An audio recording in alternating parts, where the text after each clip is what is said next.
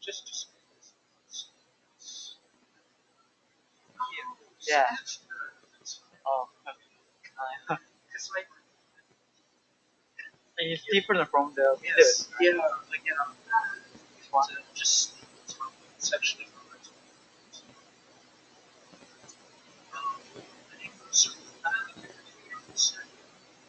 Oh, sorry. I'm just trying to yeah, that's okay. That's great. Do you need to open it? Uh, Yeah, I can. oh sure. Oh yes, that's it. Yeah,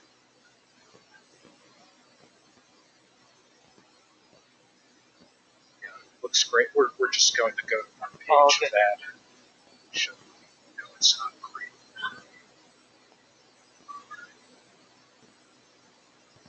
You need one page for. Oh, we'll probably get to it a little later. But yeah, I think we'll be okay. Yeah, thanks. Great. Thank you.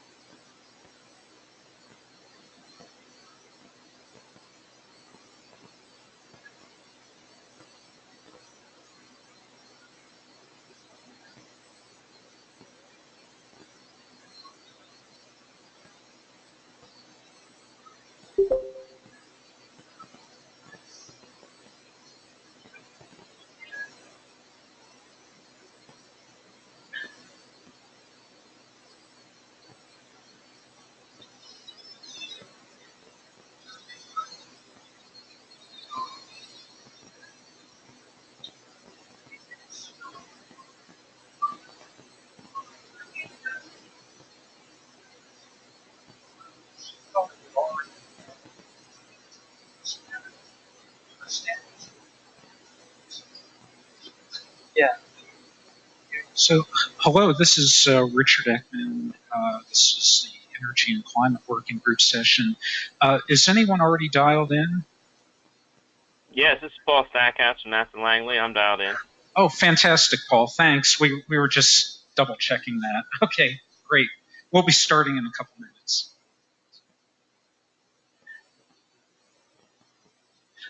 Paul, while we're at it, can you see the screen as well? Yes. Great. Right now, it's check-in from your laptop or smartphone here. Yeah, that's correct. Yeah. Okay, thank you.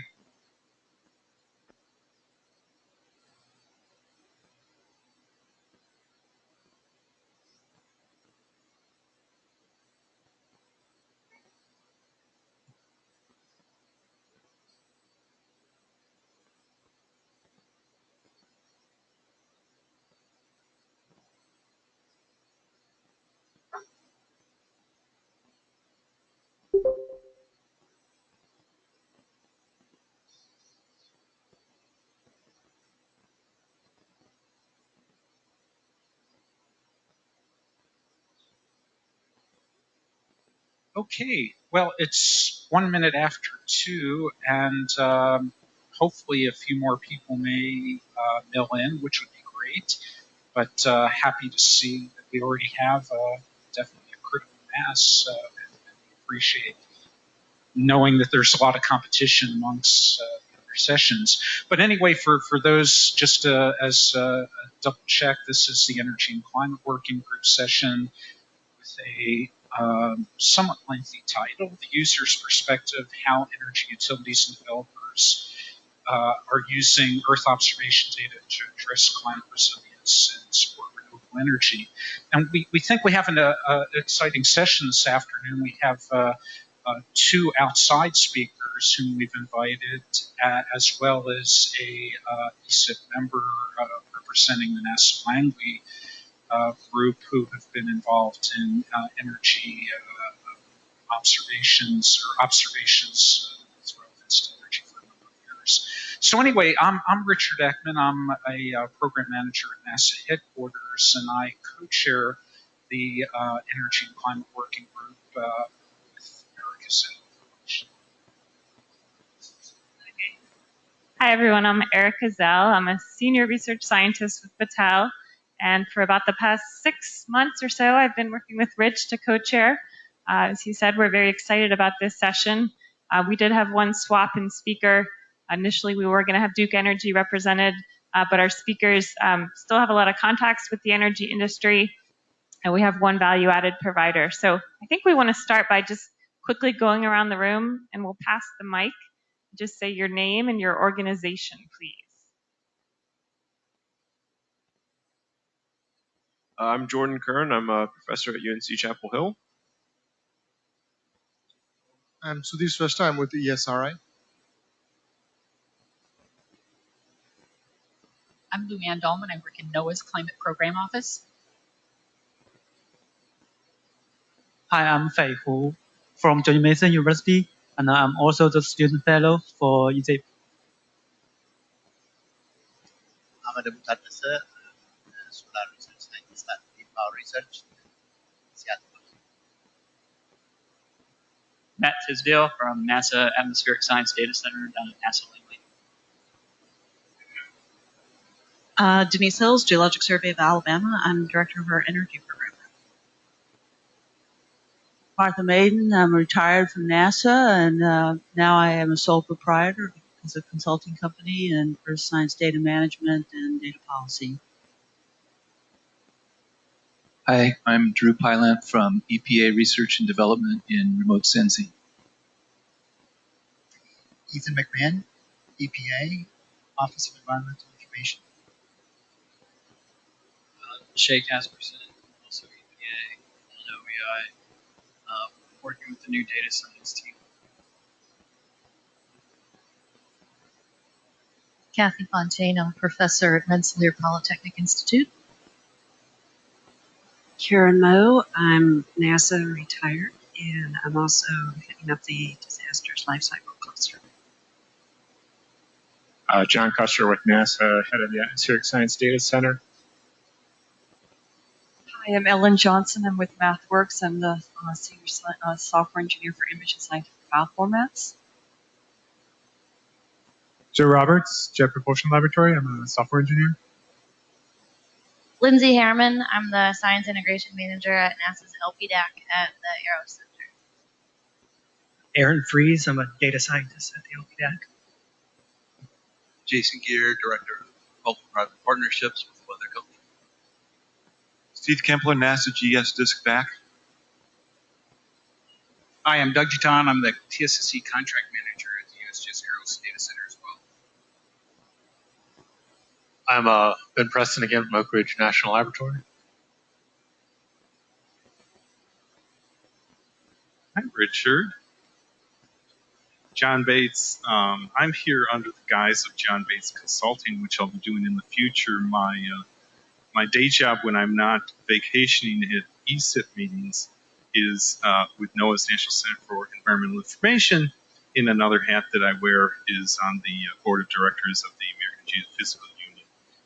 Proud to co-sponsor this.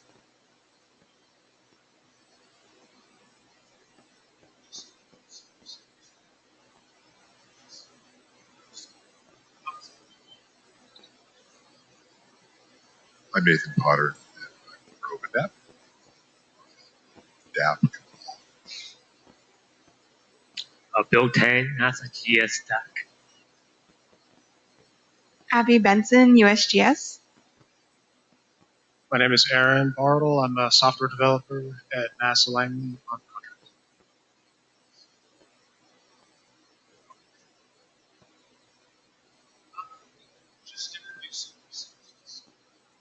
Oh, sure. Yeah, Anna Pinheiro-Fribet. I'm with Climate Data Solutions, and I'm involved with the Climate Data Initiative and other efforts. Okay. Well, we still have a few people filtering in. Should we? Yeah. But thank you very much. I mean, it's a really diverse audience, and I think it shows the widespread interest in particularly alternative energy and its uptake. And what I wanted to talk about for just a minute or two is the Energy and Climate Working Group within ESIP. I've been its co-chair for I guess since its founding about 4 or 5 years ago. And we've gone through several different iterations in terms of emphasis, working on decision support tool catalogs and some other activities. Where we're at present is with Erica is trying to explore a number of areas where we think ESIP could be engaged and productive in this general energy and climate space. One of those areas is the Group 1 Earth observations, which I mentioned during Ben's presentation this morning during plenary. ESIP is a participating organization within the Group 1 Earth observations. GEO has an energy and mineral resources focus area, and I think a lot of the activity being done here involving Earth observations for energy decision support is directly applicable to GEO's goals. And our thoughts were to use ESIP as a coordination mechanism among other U.S. agencies, NASA, USGS, and academia and others to understand better what's going on in the general arena of Earth observations for energy decision support. And so that's one area. The other one other focus area which we're just beginning to explore is an education and training emphasis to look at the potential of using ESIP as a vehicle for getting out and providing probably web-based tutorial or education course to perhaps the energy industry and others interested. Along the lines of the RSET model, but earlier as English is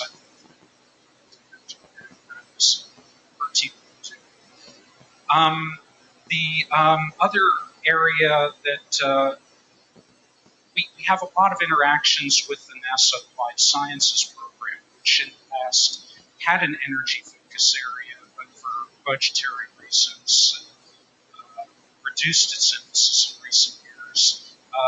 Erica and her team at Patel recently held a workshop, an ideation workshop, that involved a number of participants from the energy industry, from value-added providers, academia, and data providers from NASA and NOAA and DOE and others.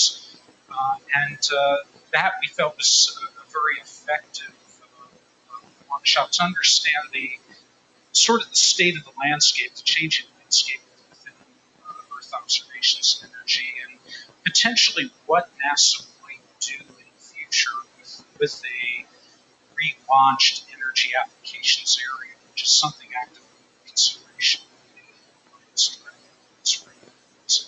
So we see that activity as also something that we can help support within this.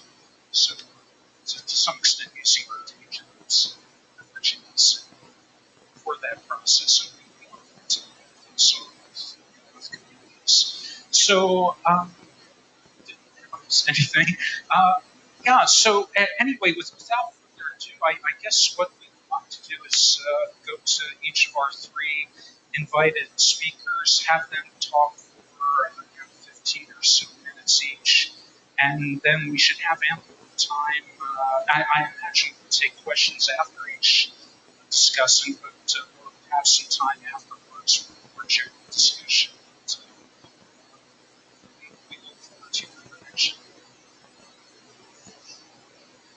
Okay, I'll give a quick introduction. I first met Alemu in Saudi Arabia. I was there doing a solar resource measurement project, and Alemu came over as an expert on solar resource measurement. So seeing him here in the US, we've invited him to talk. He's a solar research scientist, formerly at Sun Edison, and now he works for a value-added provider, Clean Power Research.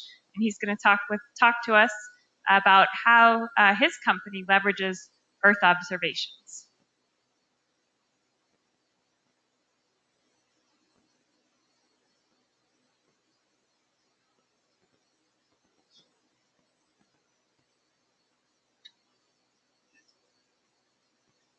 Thank you, Erika, for the introduction.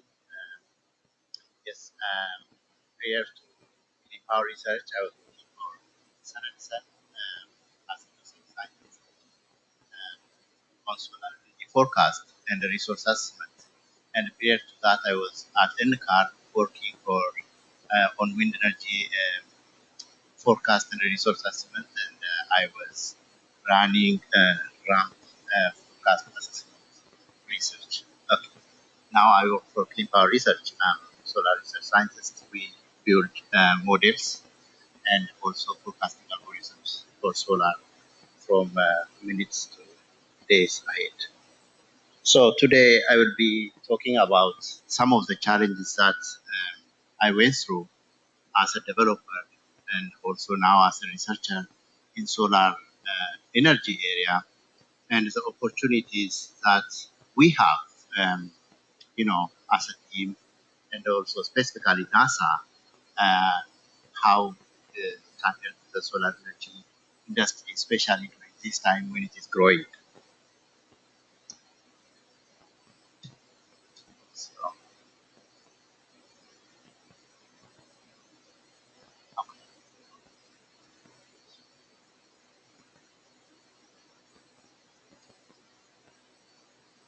Sorry, just a second, technical issue. Okay, then as you can see, the motivation is, look at this, for example, this is in California. This project is on, has 4,000 acres of solar panels providing the capacity of 550 megawatt, enough to provide,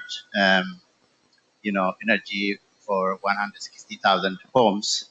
It has the potential to replace 300,000 tons of carbon emission to the atmosphere from other alternative sources.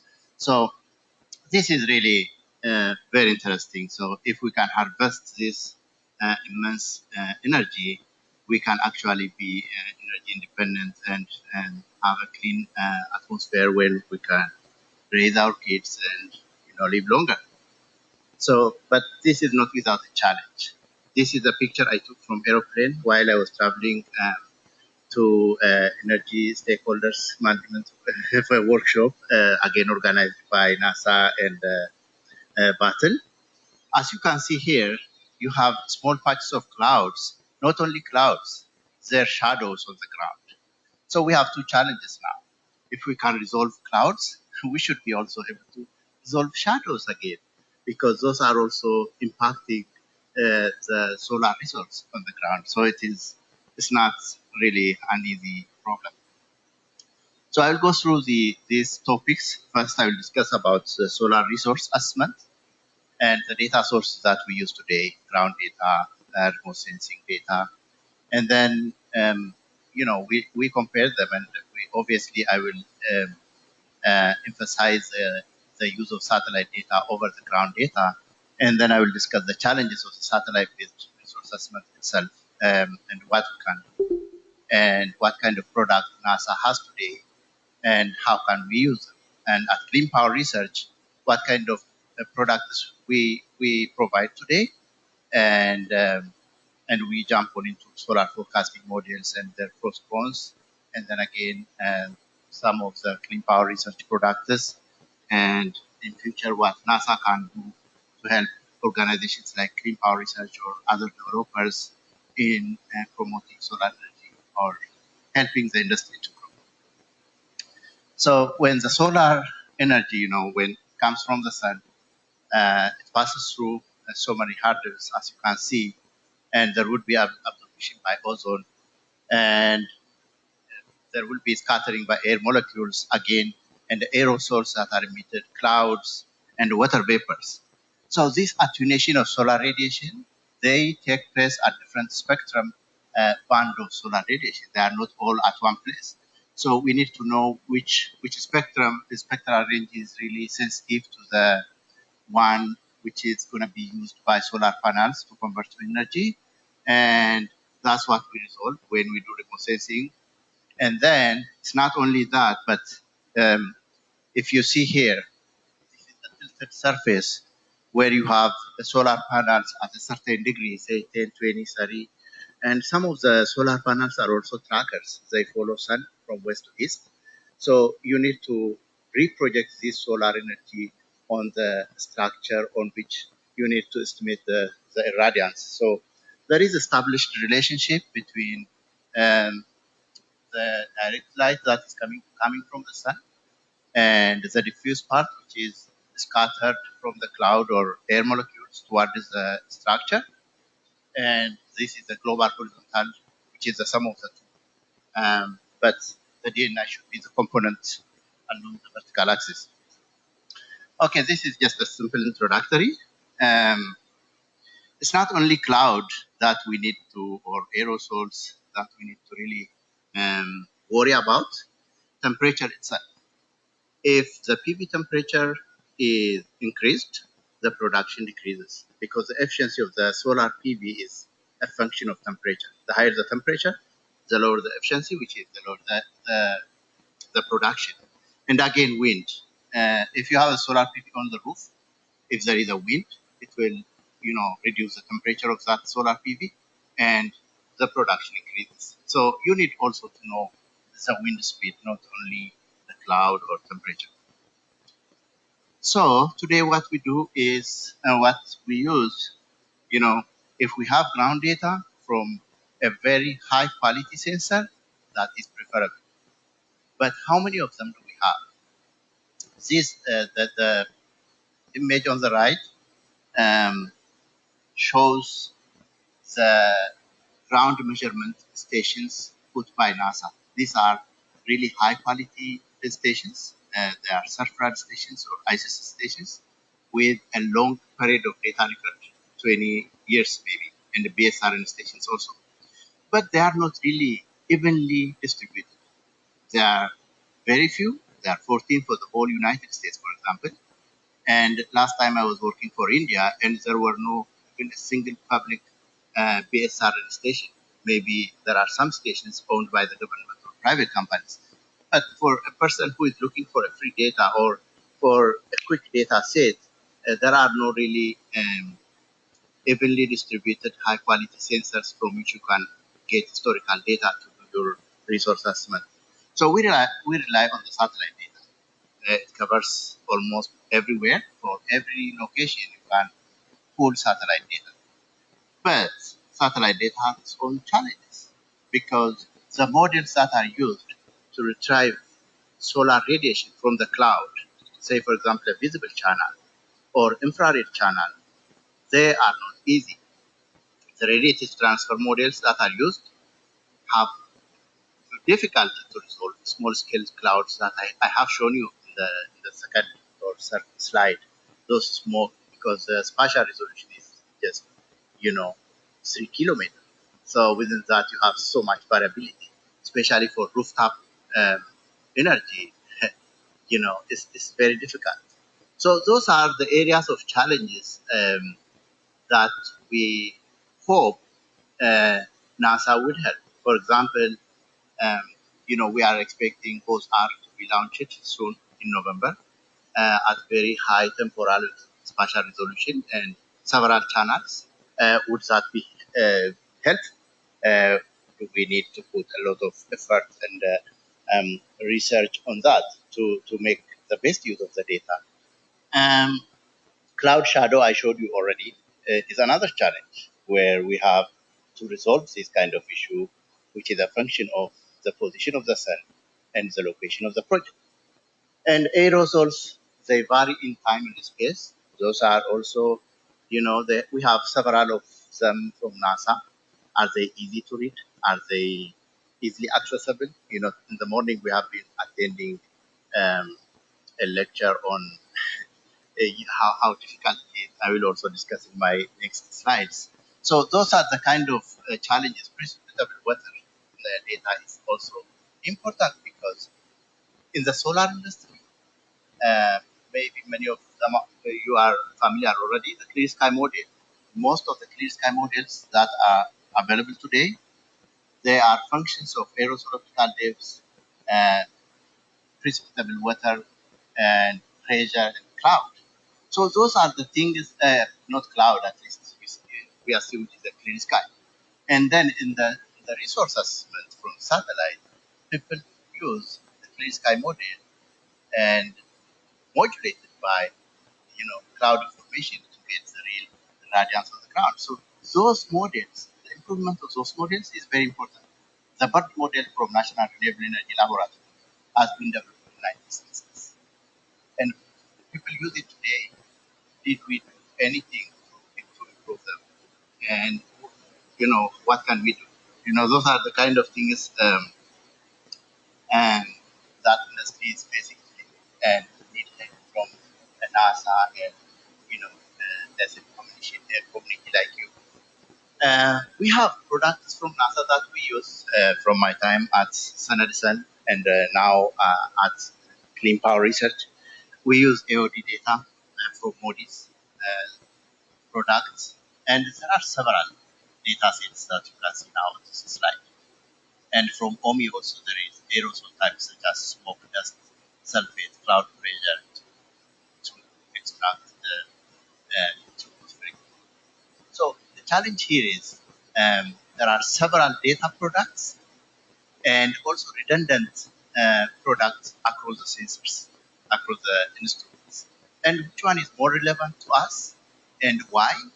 And those are the kind of things that we need to make clear so that, the solar energy community should not spend time to understand what is this data rather than worrying about how to improve their own models to several applications. And if you have any question, stop me. For example, data quality. Let's look at the Moody's data itself. The version 3 has a lot of missing data, that necessitates things of interpolation. What kind of interpolation technique is available today?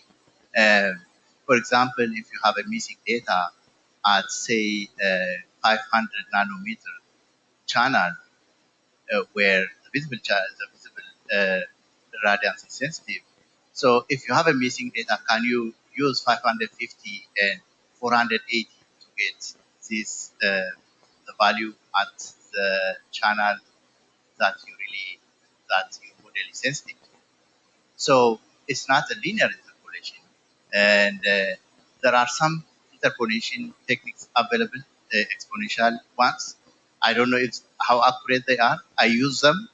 They are okay, but they could be better. And those are the areas of research I think are interesting.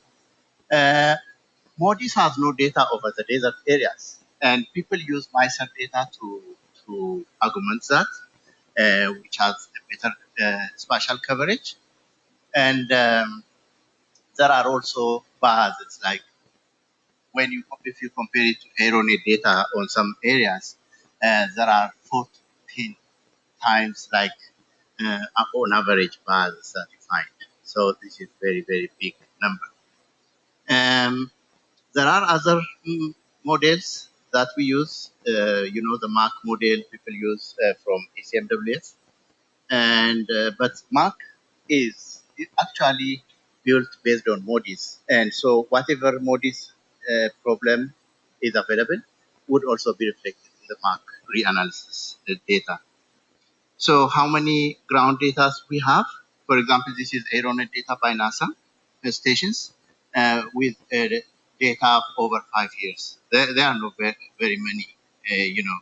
You have them on few areas, and you don't have them on some areas where it is necessary, for example. And NASA has this product, SSE, on daily and monthly basis. This is the solar radiation data, and there are 200 meteorological variables also that you can actually get them. But is this really very helpful for resource assessment? It is helpful to make initial assessment of your site, but to make it, to do your risk assessment and to go to the bank and get money, this data is not really very helpful. So you need to make it more high spatial resolution data and more temporal resolution. But really, this is a good data. It covers the whole globe, and all we need is to make it better and to make it more spatially and temporally high resolution data set. And Clean Power Research today provides data at 10 kilometer and at 1 kilometer spatial resolution, and on hourly and 1 minute basis. And it also does provide other models, like, for example, the incentive for, if you put solar PV on your house, what is your incentive from your local government? And, you can have also a system check for performance assessment of your power you already put on the ground. Then you need to know how it is performing. And those kind of, models are also available in addition to the solar resource data. And I will discuss the forecasting in the next one. But and this is what I told you on 10 kilometer 1 hour basis, or 1 kilometer 30 minutes, 1 kilometer 1 minute. Spatial and temporal resolution data is available for commercial purposes, and the 10 kilometer data is actually available for free through National Renewable Energy Laboratory until, say, for example, maybe 2009. So, I mean, these are the kind of things that NASA can work with private companies to make the industry more robust and grow faster and make the best use of the data which is available already. These are some of the forecasting techniques that we use today. Say, for example, for 1 minute temporal resolution, you can actually use persistence. Like, okay, whatever is seen now is true in the next 30 minutes or 15 minutes, kind of. That is limited to a very short period of time, and also at the site where you have this data. If you want to cover the whole farm, you may go for the camera-based resource assessment. but it covers only the farm. It doesn't go beyond.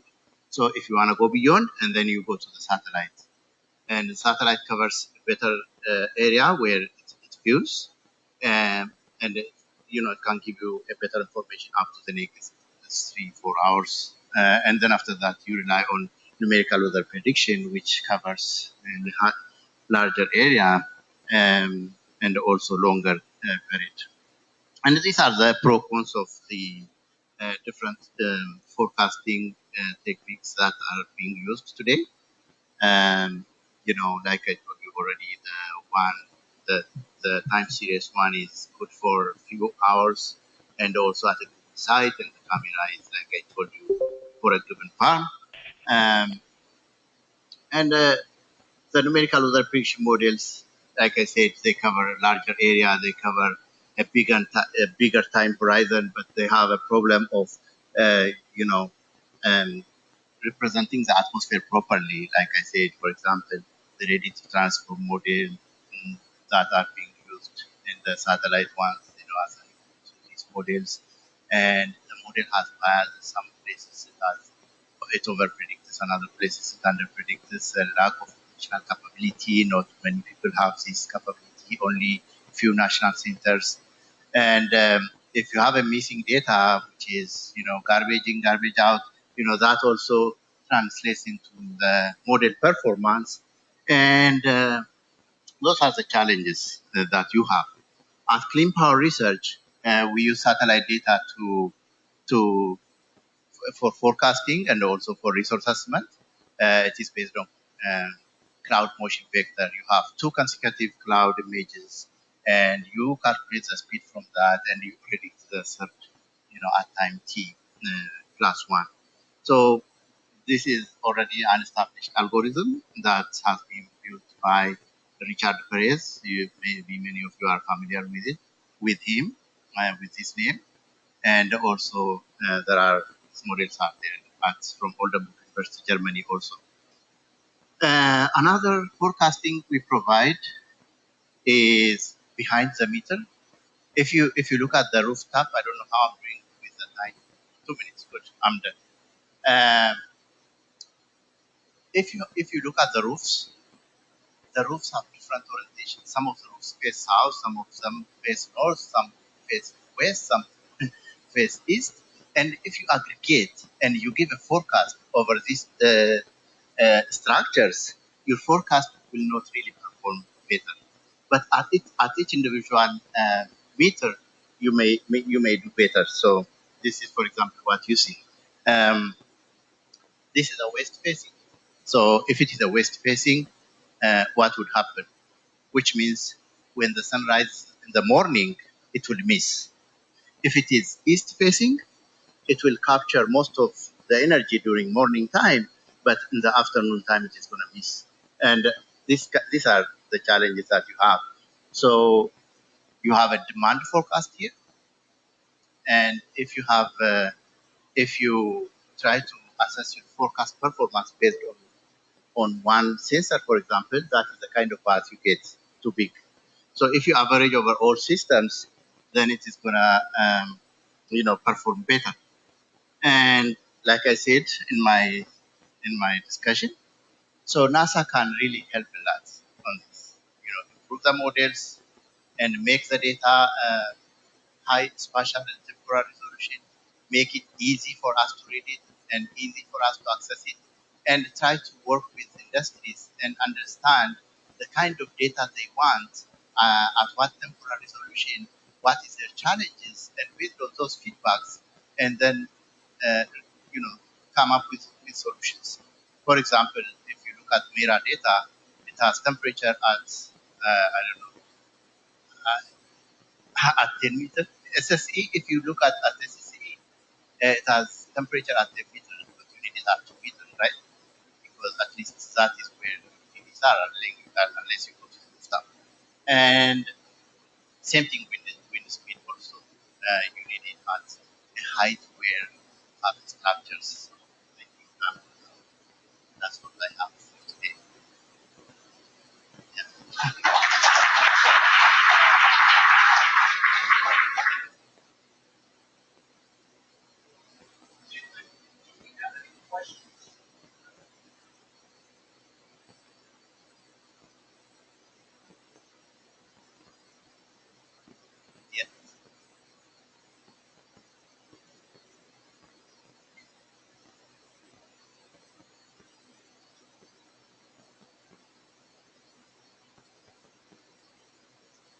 So one of the things that you mentioned was having redundant data sets and being able to distinguish between and which one you should actually use.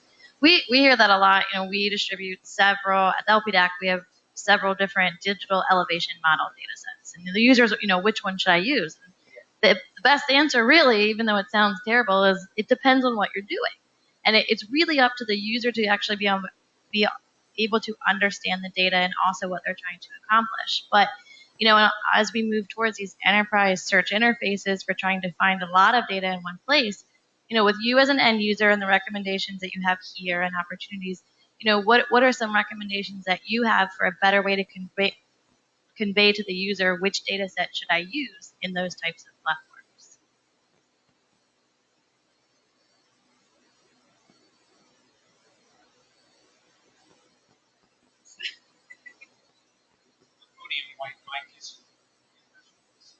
So that's a great question.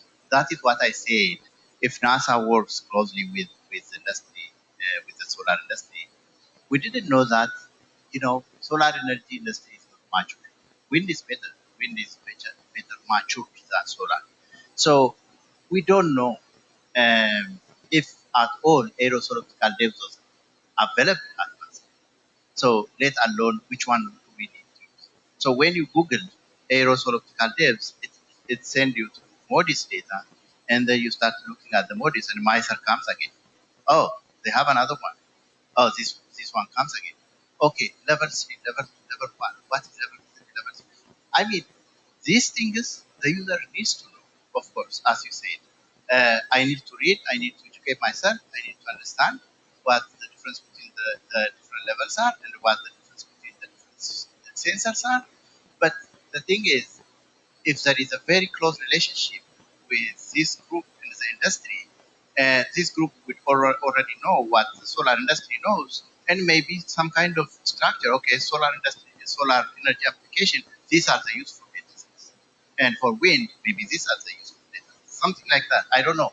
It needs discussion. It needs to come together and then decide what do we need and how do we want it to be available to us. Kind of.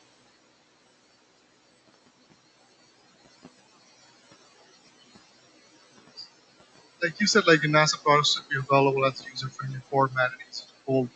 What format you're thinking?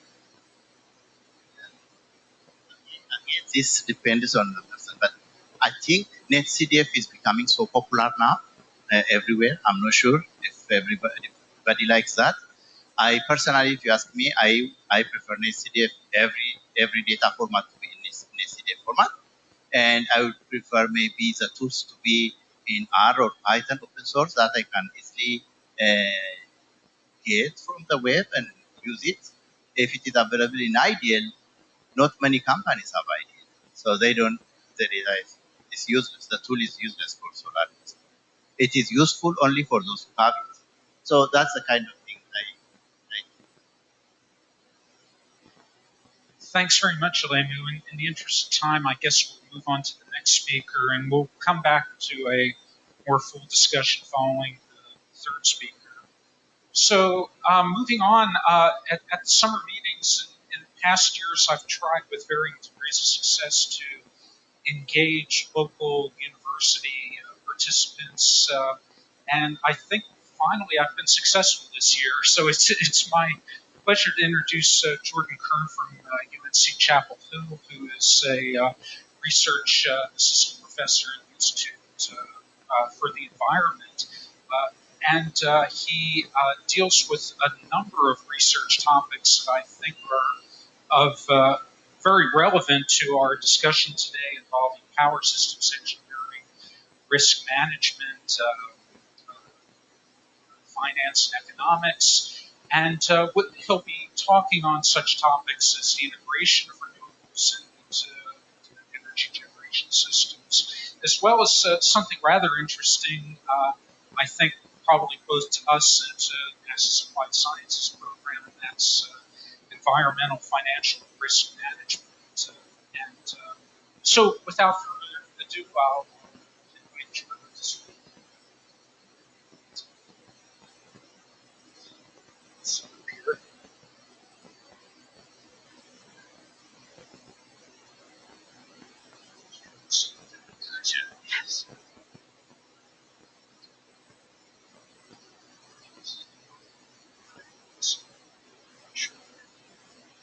My problem is no, that's not the presentation. I'm Mac illiterate, so.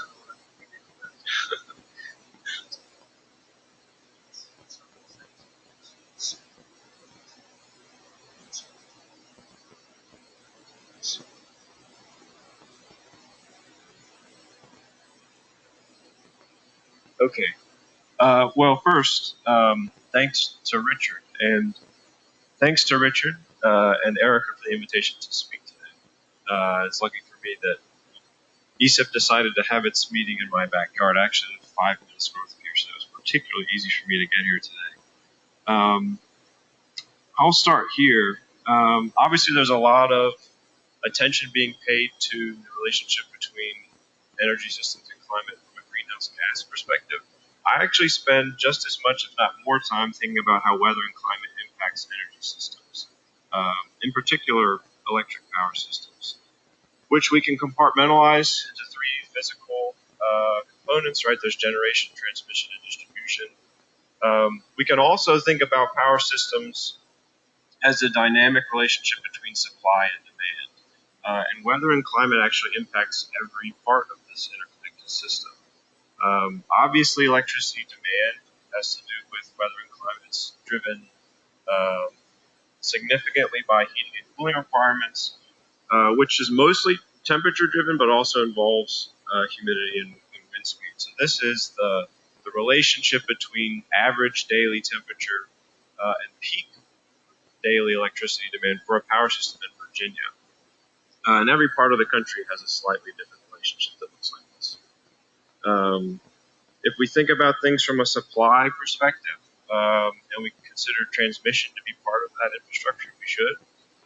Weather matters. Temperature increases conductor resistance in transmission lines, which means transmission line losses increase in the summertime. But most of what I do has to do with weather and climate impacts directly on sources of generation. So this is, on average, where we get our electricity from in the United States today. You can see we're mostly reliant on thermal generation, which is coal, nuclear, natural gas. We're about 6% hydro, 5% wind, and 1% solar. And this is also something that varies geographically. So believe it or not, weather and climate impacts almost every aspect of this pie. So I'll start with thermal power plants. So that's, again, nuclear, coal, natural gas. The main way weather and climate impact thermal power plants is by impacting the availability of cooling water through a combination of water scarcity and temperature. So this is a thermal power plant, so it could be coal or nuclear. On a river or lake, they're located on water bodies because they need a source of cooling water. Now, depending on the cooling system that's employed, they may discharge some of that water back into the river or lake, and it's warmed up. So the most obvious way that a plant like this could be impacted by water scarcity is if drought causes the lake levels to fall below plant intakes, and that would mean that the plant would immediately have to shut down. What we see as a more common circumstance is that low water levels combine with high ambient temperatures to increase the temperature of the cooling water body. So what happens at that point is that the water that's being taken into the power plant is warmer, so it's a less effective cooling agent. So from a thermodynamic standpoint, the plant may have to curtail output or shut down completely just because of that, but there are also regulatory restrictions on the ability of the plant to discharge significantly warmer water back into river or lakes. So that's thermal power plants. Obviously, variable renewable energy is impacted by weather and climate. I'm including hydro here. Now, hydropower is an extremely valuable segment of the power generation portfolio for a typical utility, and that's because it's really the only viable energy storage mechanism we have. So you can store water, store energy when you don't need it, and then release the water, generate electricity when you do. But that ability degrades at higher timescales, right? If you're getting beyond seasonal, annual, multi-year timescales, then however much water comes into the reservoir correlates one to one with how much electricity you can generate. So on those timescales, hydroelectric dams are susceptible to hydrologic uncertainty. Wind is obviously very sensitive to wind speeds. It's cubically related to wind speed, so a small change in wind speed means a much greater change in wind power production. And this puts a lot of pressure on developers to understand spatial variability in wind speeds. And in particular, you can see that in the middle part of the country where there's, on average, higher wind speeds, you do see areas where there are very steep gradients in wind speeds over small spatial extents. And so there's a lot of pressure in terms of siting wind farms in the right area, both from a power system perspective, but also from an investment side of things. Variability in wind speeds can also cause interannual volatility in wind power production, even if you're not changing capacity. There's a seasonal component to this as well. And then, of course, wind speeds vary on a daily, hourly basis as well. And all of that variability has to be managed by a centralized power system operator who's dispatching other types of generators as well. In principle, of course, the underlying driver for how we're able to derive solar power production is more predictable irradiation. But there are stochastic elements, as we just heard, to solar power production, mostly cloud dynamics and temperatures. So this is the analogous solar resource map to the wind map I just showed. And so I agree this is like a first pass for siting solar farms, but it's more complicated from that, especially if you're a utility, because you have to know how solar radiation changes throughout the year. And in particular, what you're interested in is how it changes throughout the year and how that corresponds to how electricity demand changes throughout the year. And ideally, you want them to track one another, but it doesn't always happen. Temperature is important. As the previous speaker mentioned, once you reach a certain temperature threshold, output from certain types of solar panels degrades, so you experience performance losses that I don't know if this is completely up to date, but it's roughly 0.5% loss in output per degree of Celsius above 25.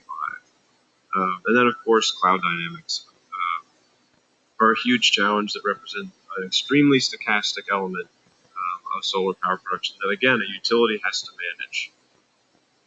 So that's pretty much the extent of the weather and climate impacts that I incorporate into power system modeling. I thought I'd walk through some of the methodology. I usually start with synthetic time series modeling because we have such limited historical data sets. If I'm trying to really understand the tail events, right, the worst case scenario, and understand how a system could behave under different circumstances, usually the historical record's not long enough. And in particular, that can be a challenge because you want to maintain covariance structures across all these different weather variables. So unless they're overlapping, it doesn't work either. So that's sort of the first step. I expand these time series of historical data. And there's you have to maintain covariance structures among these different weather variables. Individually, you want to make sure you're accurately representing their statistical moments, their time series characteristics like autocorrelation, and then, if desired, account for non-stationarity. Usually this gets folded into some sort of supervised machine learning. So modeling of sort of second order processes like electricity demand, renewable energy generation, system outages. And those models serve as the primary input to more traditional power systems analysis, which is just an optimization. It doesn't matter if we're talking about modeling the power system on a daily or hourly basis or doing long-term planning over multiple decades. The goal is always to maximize reliability and minimize cost. So, for example, if I was going to do, if I'm doing shorter-term system operations modeling, I would have some sort of either historical or synthetic time series of electricity demand, which of course is driven in part by temperature, but also day of the week and stuff like that. And this gets inputted into an existing portfolio of generators. And it could look like the national average. It could look a lot different than this. And of course, each part of this pie would itself be in some cases affected by underlying weather and climate variables as well. And we represent the power system as a mathematical, it's a mixed integer optimization program. So you're turning power plants on and off or ramping them up and down in order to meet demand at the lowest cost in each hour of the day over some sort of moving window. And ultimately what this gives us is performance metrics of the power system. The main ones we're looking for are reliability and cost. And in particular, what I do is I try to tie the reliability and cost metrics back to the weather variables. That's the main connection I'm interested in. So that's the methodology. I thought I'd spend a little time talking about sort of the broader intellectual questions that I'm interested in. There's two separate ones. The first is how weather impacts shorter-term system operations, and then the efforts to come up with novel ways to manage that risk.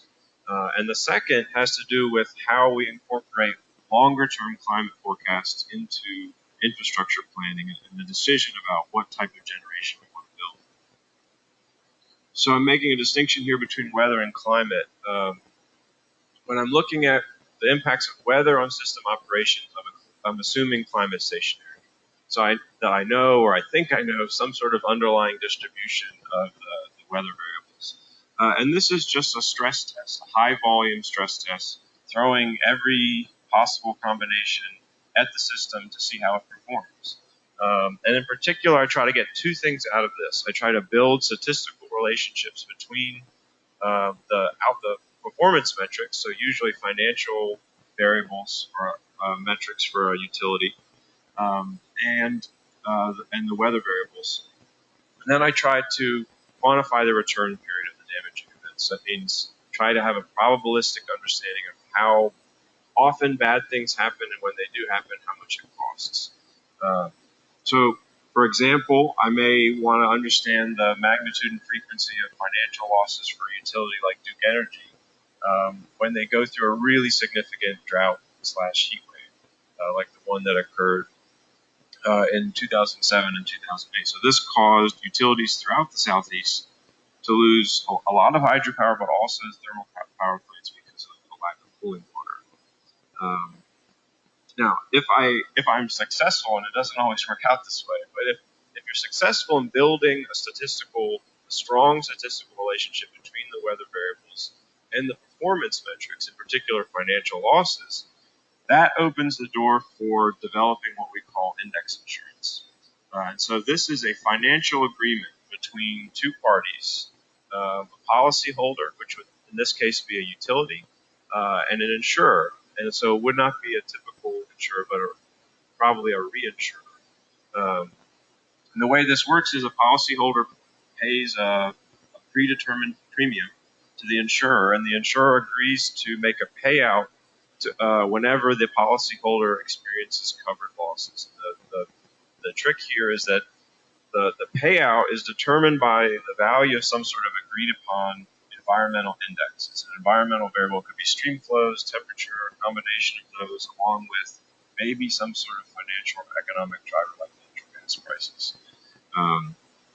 So, for example, if there was a utility that just produced hydropower, they may experience a lot of financial volatility on a year-to-year basis because of hydrological uncertainty. Right? So you have hydropower revenues on the y-axis, and this would obviously be synthetic data, so 300 years of data.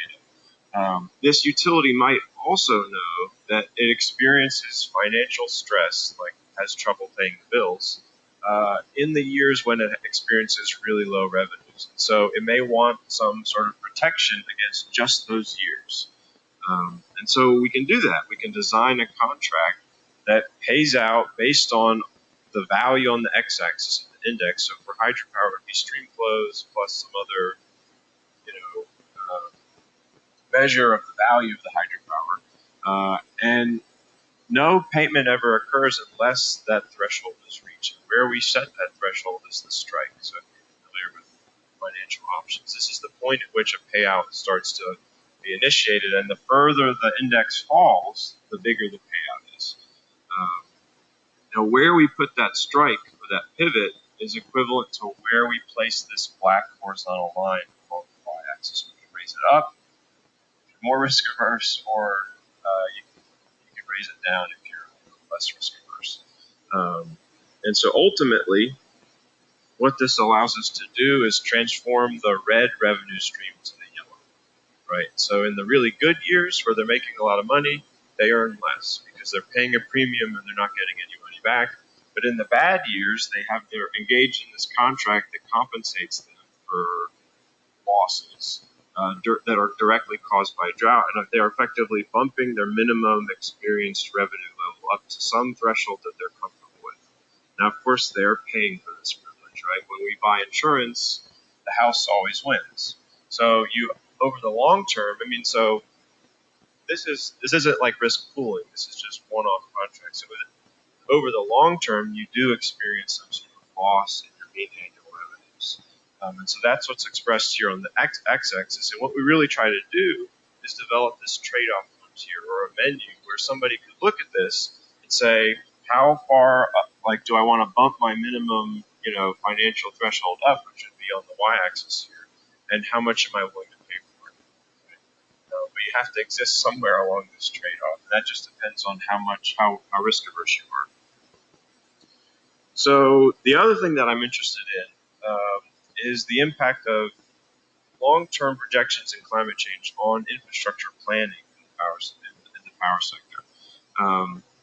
And there's two separate ideas, sort of related questions that I'm interested in. The first is, will climate change, not emissions, but actual changes in the magnitude and frequency of severe weather or climate events, play a role in the choices we make about generation? And so, for example, a lot of this is based off of projections that when we get 20 or 30 years down the line, the viability of existing hydropower and existing thermal generation could be a lot lower based on changes in precipitation and temperature. And so I'm interested in understanding how this is going to impact system cost and reliability, and whether it actually impacts the choices we make. It may not, because there are other goals we have to accomplish when it comes to where we get our electricity. But with that in mind, the other question is whether the changes that we are already making in the power sector, usually related to changes in underlying economics of different technologies or how much they pollute, are going to have this associated benefit in making our power systems more or less susceptible to extreme climate events. So, as an example, we're shifting very rapidly in most parts of the U.S. away from coal towards natural gas and renewables. And some of that's because we're switching for cost reasons, and some of it's because of policy and environmental concerns. But when we do that, we're effectively shifting away from a technology that withdraws and consumes a lot of water towards withdrawing and consuming much less. And so, in some respects, we're becoming more resilient to the impacts of drought on power systems. So that's all I had. I'll end there, and thanks for listening. Looking forward to the discussion.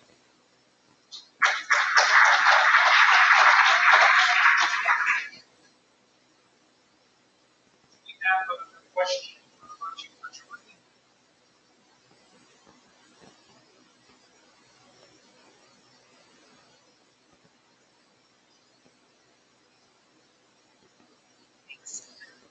Thank you for that presentation. It was very good. To what extent have you used any of the social science research on choice theory and the way people actually choose utilities or any other thing that relates to their power?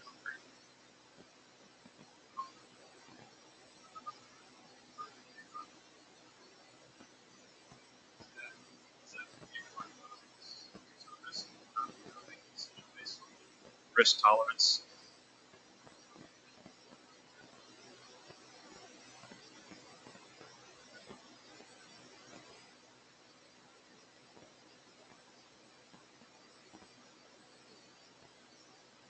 Yeah.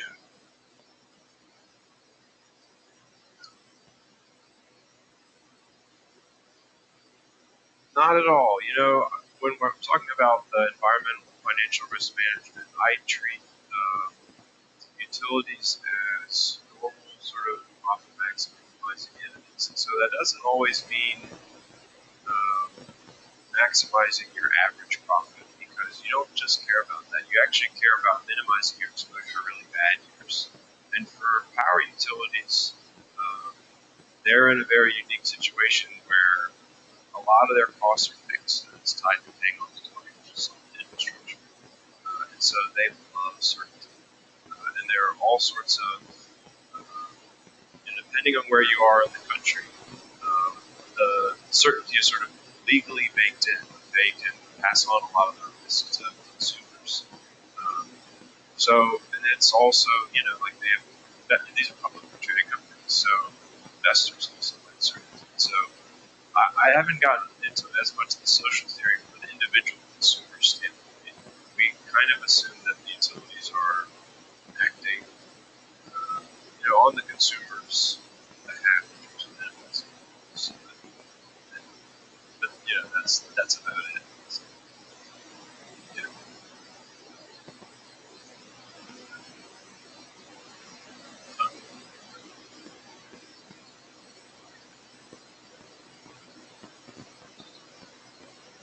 Yeah, absolutely.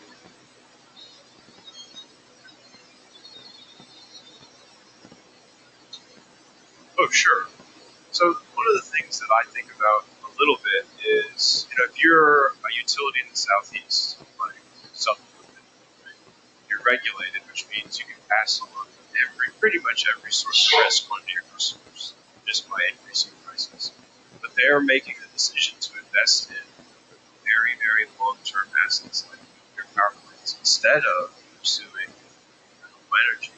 And so that could end up biting them in the ass.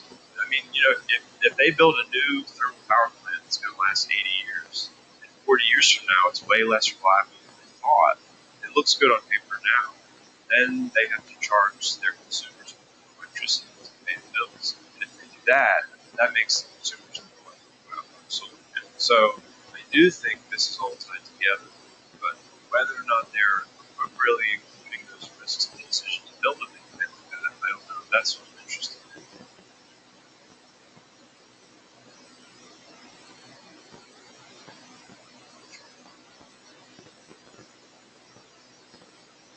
And does your model also incorporate some kind of extreme events?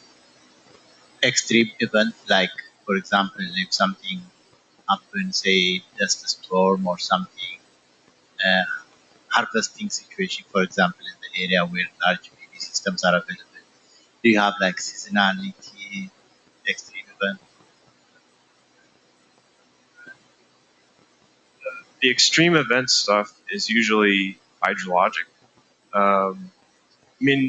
So I do high volume simulations, and you run it enough times, you get black swan, right? But it's usually, solar. I haven't done as good a job doing like solar analysis or including that. It's usually hydrologic, but more economic, like price of natural gas or something. But yeah, those are the events that I'm interested in mostly. Thanks very much, Jordan. Our third speaker today will be Matt Tisdale from NASA Langley. We represent the Atmospheric Science Data Center. And Matt's going to be talking about the new GIS-enabled version of the NASA SSE, that's the Surface Ecology and Solar Energy Data Set that others have already referenced today. Paul Stackhouse, who may or may not be still on the phone, has been involved with this work since, I guess, the 1990s. And with the support of the NASA Access Program, he stayed converted to a much more modern analysis and distribution system. And Matt's going to be demonstrating some.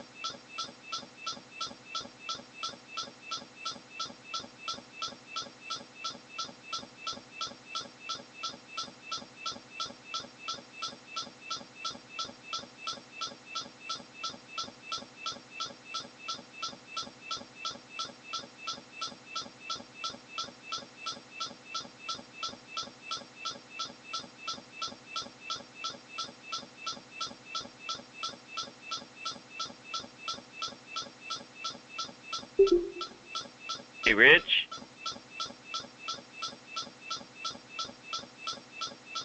Rich, the sound is lost over the telecom part.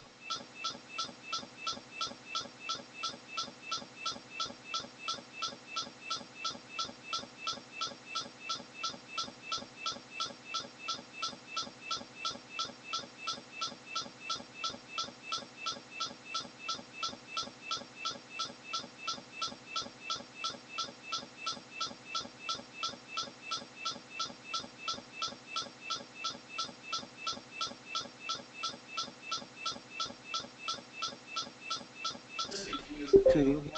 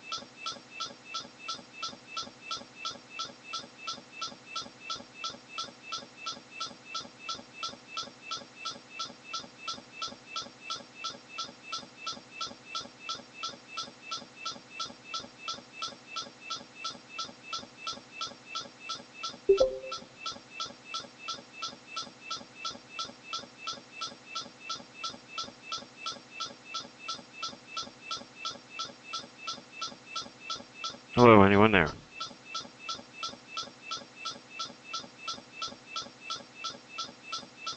Goodbye.